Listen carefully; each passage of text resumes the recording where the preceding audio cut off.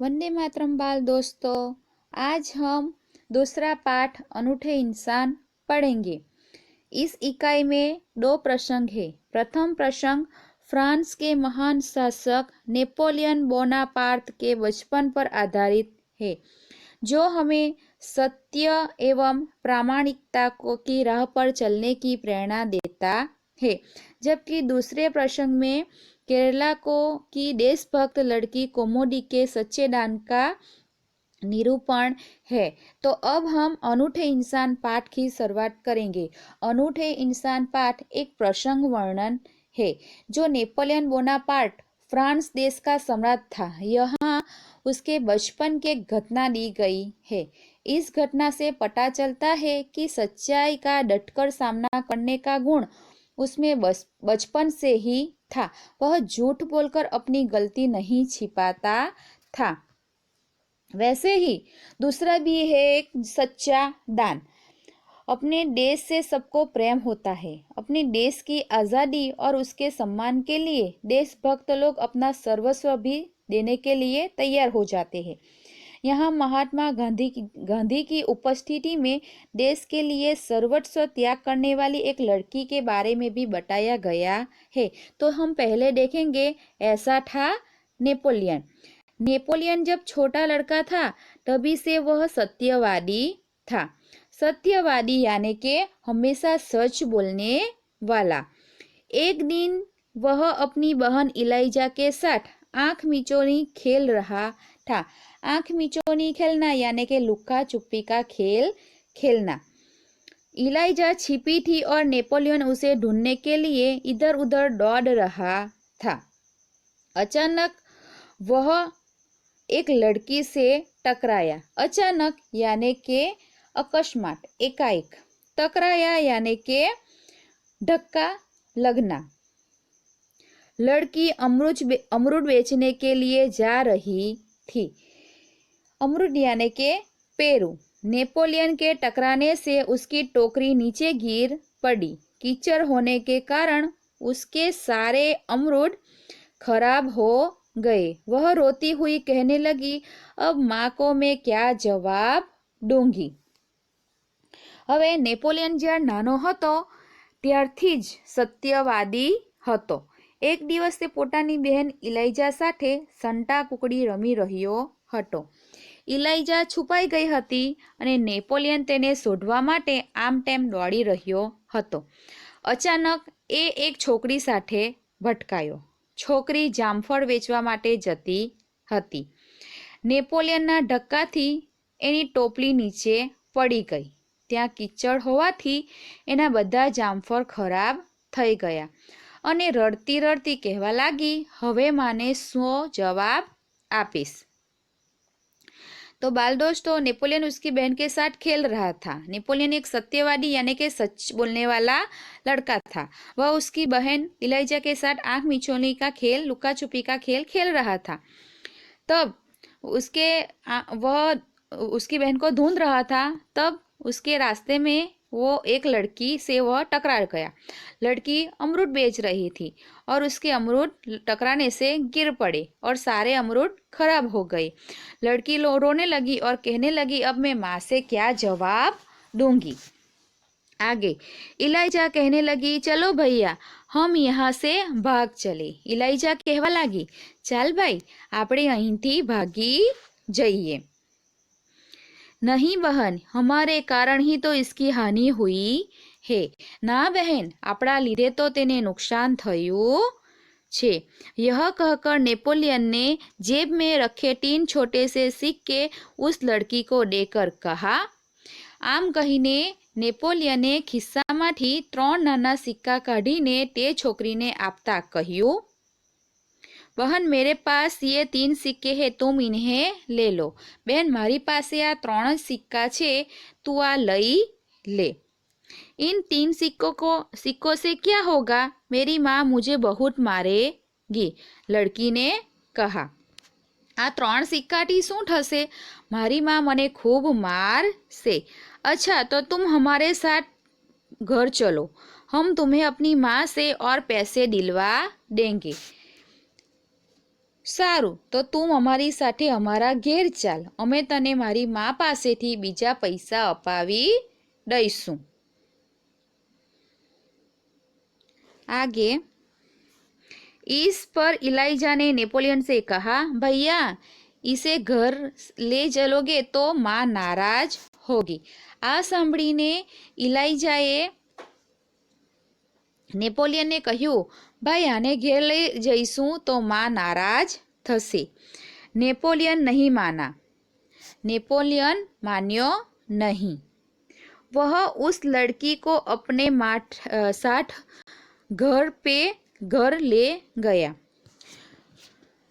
તે પેલી છોકરીને પોતાની સાથે ઘરે લઈ ગયો. माँ को घटना की जानकारी देकर वह बोला. माँ ने हकीकत जણાવીને તે बोलियो, माँ आप मुझे तो जेब खर्च देती है, उसमें से इस लड़की को पैसे दे दीजिए. माँ તમે મને જે ખિસ્સા ખર્ચી આપો છો તેમાંથી આ છોકરીને પૈસા આપી દો. ठीक है, मैं तुम्हारी सच्चाई से खुश हूँ, मगर याद रखना अब तुम्हें एक महान महीने तक जेब खर्चे के लिए कुछ भी नहीं मिलेगा. ठीक है, ठीक છે, હું તારી સચ્ચાઈથી ખુશ છું, પરંતુ યાદ રાખજે હવે તને 1 મહિના સુધી ખિસ્સા ખર્ચી માટે કંઈ પણ નહીં મળે. માને કહા, માએ કહ્યું. यह नेपोलियन बोनापार्ट की तस्वीर है. ठीक है माँ, नेपोलियन ने हंसते हुए कहा. ठीक છે माँ, नेपोलियन ने हंसता हंसता કહ્યું. माँ ने उस लड़की को 2 बड़े सिक्के दे दिए. माए તે છોકરીને 2 મોટા સિક્કા આપ્યા. वह खुशी खुशी घर लौट गई. તે खुशखुशाल थती घेर चाली गई. नेपोलियन को धक्का देने की सजा तो मिली, परंतु सत्य के पथ पर चलने के कारण उसे यह सजा भुगतने में अद्भुत आनंद आया. नेपोलियने છોકરીને ધક્કો મારવાની સજા તો મળી, પરંતુ સત્યના માર્ગ પર ચાલવાના લીધે તેને આ સજા ભોગવવાનું અનેરો આનંદ આવ્યો.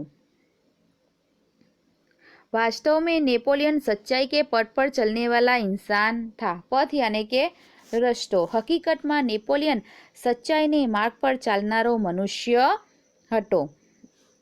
बचपन से ही उसे खुद पर दृढ़ विश्वास और दृढ़ इच्छा शक्ति थी. दृढ़ इच्छा यानी के मजबूत ने इच्छा शक्ति यानी के मन चाही वस्तु प्राप्त करने की शक्ति. એટલે કે હકીકતમાં નેપોલિયન સચ્ચાઈને માર્ગ પર ચાલનારો મનુષ્ય હતો. બાળપણથી તે પોતાના પર દૃઢ વિશ્વાસ અને તેમાં દૃઢ ઈચ્છા શક્તિ પણ હતી. तो बाल दोस्तों देखा यहाँ पे नेपोलियन ने अपनी सच्चाई की घटना यहाँ पे दी गई है. वैसे ही हम दूसरी घटना देखेंगे, सच्चा दान. मलबार केरल की बात है. यहाँ बडगरा नाम के एक गांव में सभा का आयोजन किया गया. मालबार केरलनी વાત છે, ત્યાં બડગરા નામના એક ગામમાં સભાનું આયોજન કરવામાં આવ્યું હતું. गांधी ने अपने भाषण में सभा में उपस्थित सभी बहनों से जेवरों की भीख मांगी. बहुत सी वस्तुएं भेज दी. आयोजन यानी के इंतजाम, जेवर यानी के गहने आभूषण. तो गांधीजीए पोताना भाषणमां उपस्थित सौ बहनों पासे घरेणानी भिक्षा मांगी. बहुत सी वस्तुएं भेट में मिली. घणी वस्तुओं भेट में मળી. अपना भाषण समाप्त करके गांधी जी उनको नीलाम करने लगे. नीलाम करना यानी बोली लगाकर बेचना.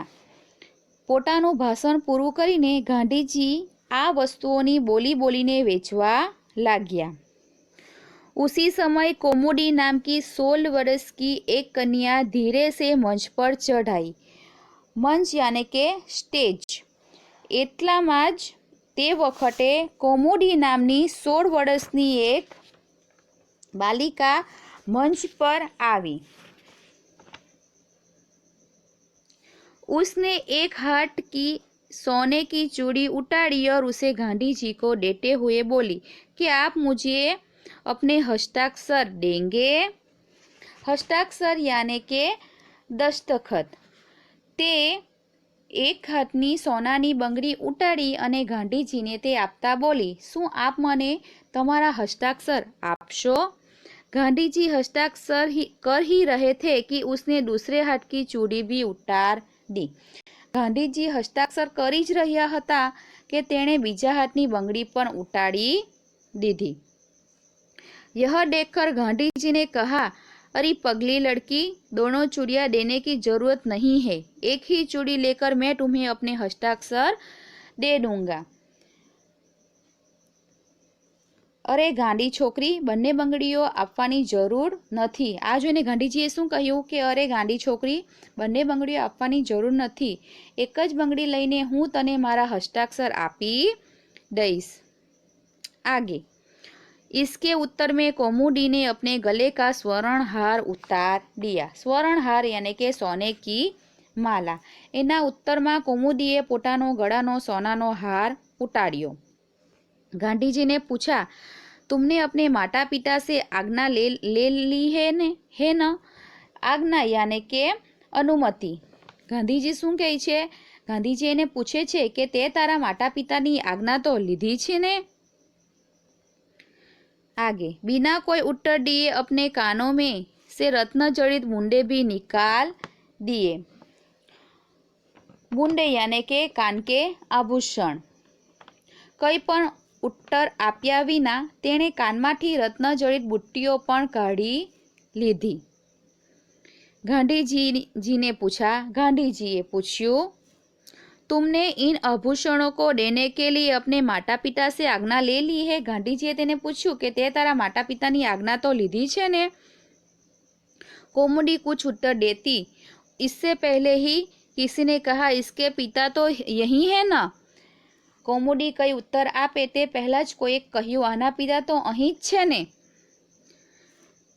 मानपत्रों की नीलामी में वही तो बोली लगाकर आपकी मदद कर रहे हैं।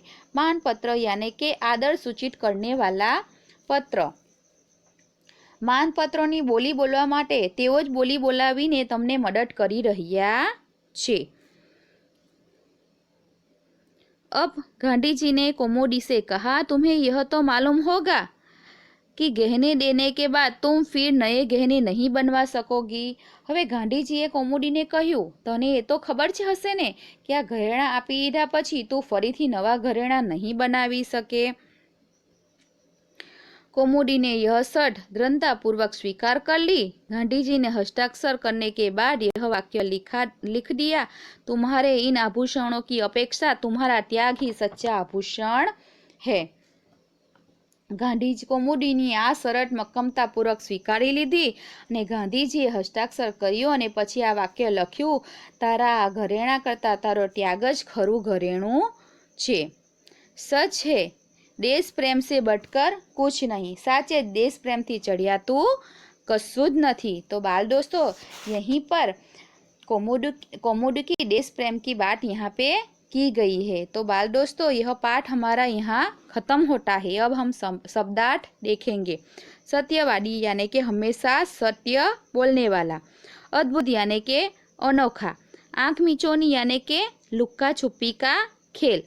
अमरूद यानी के जामफल। पठ यानी के रास्ता। दृढ़ यानी के मजबूत।